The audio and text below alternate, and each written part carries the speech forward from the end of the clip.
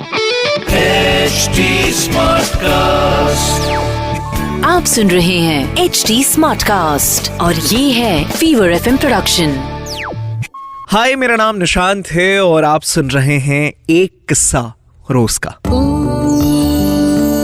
एक किस्सा रोज का। आज मुझसे सवाल निधि ने पूछा है। निधि ये कहती हैं कि निशांत, माँ लक्ष्मी की कृपा मेरे परिवार पर बने, इसके लिए मैं क्या करूं, क्या रास्ता है? तो आप में से जितने लोग, शायद ही ऐसा कोई इंसान होगा जो चाहता होगा कि माँ लक्ष्मी की कृपा उस पर ना बने। हम सब चाहते हैं ना। तो ये कहानी हर किसी के लिए है। हाँ, जवाब इस वक्त निधि को मिल रहा है, लेकिन सीख सब सकते हैं। मैं भी सीखने की कोशिश कर रहा हूं। तो बनारस के एक बड़े धनवान सेठ हुआ करते थे। वो विष्णु भगवान के परम भक्त थे और हमेशा सच बोलते थे। एक बार भगवान सेठ जी की ऐसी ही प्रशंसा किए जा रहे थे, तब माँ लक्ष्मी ने कहा, स्वामी आप इस सेठ की इतनी तारीफ क्यों करते हैं? क्यों ना आज इसकी परीक्षा ली जाए और जाना जाए कि क्या वाकई वो इस तारीफ के काबिल है। भगवान बोले, ठीक है, सेठ अभी गहरी निद्रा में है, आप उसके सपने में जाएं और उसकी परीक्षा लिया। और अगले ही पल सेठ जी को एक सपना आता है।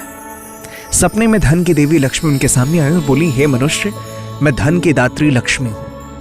सेठ जी को अपनी आंखों पर यकीन नहीं हुआ। वो बोले, हे माता, आपको साक्षात आपके दर्शन करके मेरा जीवन धन्य हो गया है। बताइए मैं आपकी कैसे सेवा कर सकता हूं? मां लक्ष्मी बोली, कुछ नहीं, मैं तो बस तुम्हें यह बताने आई हूं कि मेरा स्वभाव चंचल है और वर्षों से तुम्हारे भवन में निवास करते करते अब मैं ऊब चुकी हूं और यहां से जाना चाहती हूं। सेठ जी बोले, मेरा आपसे निवेदन है कि आप यहीं रहें, किंतु अगर आपको यहां अच्छा नहीं लग रहा तो मैं भला आपको कैसे रोक सकता हूं? आप अपनी इच्छा अनुसार जहां चाहे वहां जा सकती हैं। यह सुनकर मां लक्ष्मी वहां से चली गई। थोड़ी देर बाद वो रूप बदलकर यश के रूप में आई और उन्होंने सेठ के सपने में आकर कहा, मुझे पहचानते हो? सेठ ने कहा, नहीं महोदय, मैं आपको नहीं पहचानता। यश ने कहा, मैं यश हूं, मैं तेरी कीर्ति और प्रसिद्धि का कारण हूं, लेकिन अब तुम्हारे साथ नहीं रहना चाहता क्योंकि यहां लक्ष्मी नहीं है, वो चली गई है, इसलिए मेरा भी अब यहां कोई काम नहीं है। सेठ ने कहा, ठीक है, अगर आप भी जाना चाहते हैं तो मैं क्या ही कर सकता हूं। सेठ अभी सपने में ही था। उसने देखा कि वो गरीब हो गया, दरिद्र हो गया है।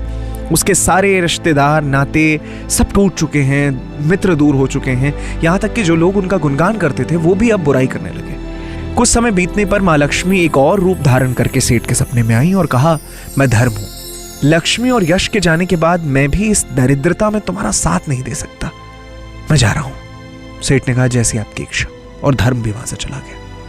कुछ समय बीतने के बाद मां लक्ष्मी ने एक और रूप धरा, इस बार सत्य का, और उन्होंने कहा कि लक्ष्मी, यश और धर्म के जाने के बाद मैं भी अब यहां से जाना चाहता हूं। ऐसा सुनते ही सेठ ने तुरंत सत्य के पांव पकड़ लिए और कहा, महाराज, मैं आपको नहीं जाने दूंगा। भले ही सब मेरा साथ छोड़ दें, मुझे त्याग दें, पर आप ऐसा मत करिए। सत्य के बिना मैं एक क्षण नहीं रह सकता। अगर आप चले जाएंगे तो मैं अपने प्राण त्याग दूंगा। सत्य ने प्रश्न किया कि लेकिन तुमने बाकी तीनों को तो बड़ी आसानी से जाने दिया, उन्हें क्यों नहीं रोका? सेठ जी बोले, मेरे लिए वो तीनों भी बहुत महत्वपूर्ण हैं, लेकिन उन तीनों के बिना भी मैं भगवान का नाम जाप करते करते उद्देश्य से अपना जीवन जी सकता हूं। लेकिन अगर आप चल गए तो मेरे जीवन में झूठ प्रवेश कर जाएगा, मेरी वाणी अशुद्ध हो जाएगी। भला ऐसा वाणी से मैं भगवान की वंदना कैसे कर पाऊंगा? मैं तो किसी कीमत पर आपको नहीं जाने दे सकता। सेठ का उत्तर सुन के सत्य प्रसन्न हो गया और उसने कहा, तुम्हारी अटूट भक्ति ने मुझे आज यहां रुकने पर विवश कर दिया है और अब मैं कभी नहीं जाऊंगा। और इतना कहते ही सत्य अंतर्ध्यान हो गया।